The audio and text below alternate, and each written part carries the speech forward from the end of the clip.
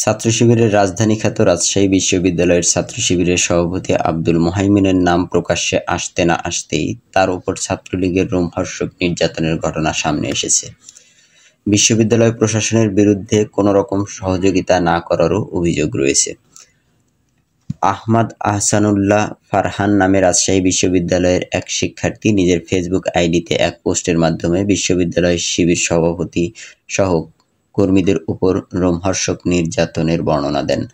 রাজশাহী বিশ্ববিদ্যালয়ের সংসদ নামে বিশ্ববিদ্যালয়ের একটি ক্লোজ ফেসবুক গ্রুপে ঘটনাটি তুলে ধরা হয়। পোস্টে বলা হয়, সময়টা 2018 সাল, রাজশাহী ইউনিভার্সিটির ভর্তি পরীক্ষার আগের দিন রাতের ঘটনা। বর্তমান প্রেসিডেন্ট সহ তখন দ্বিতীয় বর্ষে ছিল প্রায় 15-20 জন ছাত্র শিবিরের নেতাকর্মীরা রাতে ক্যাম্পাস ঘুরে ভর্তি পরীক্ষার প্রস্তুতি ক্যাম্পাস দেখছিলেন।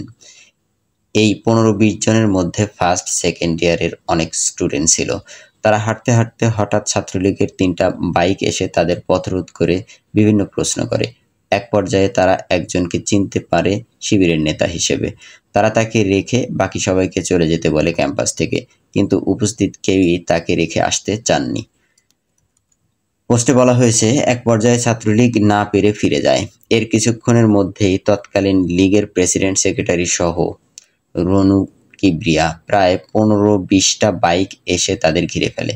সবাইকে ওই রাতে বঙ্গবন্ধু হলে নিয়ে প্রচুর পরিমাণে মারতে থাকে। তাদের কাছে থাকা হকি স্টিক, লাঠিসোঁটা, স্ট্যাম্প, পাইপ, রড সহ বিভিন্ন দেশীয় অস্ত্র দিয়ে।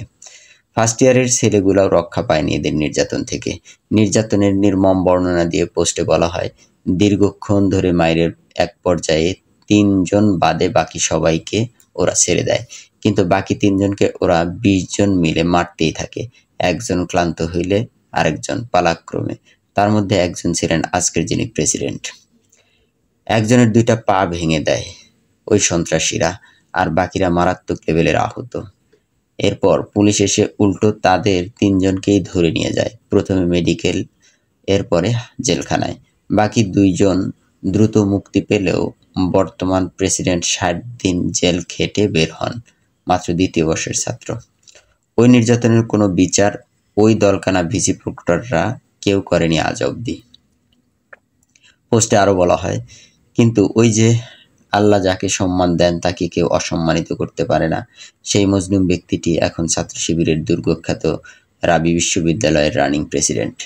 এতে আরো বলা হয়, 21 শহীদের রক্তস্নাত মতিহারের এই সবুজ চত্বর শহীদের উত্তরসূরিদের থাকবে ইনশাআল্লাহ।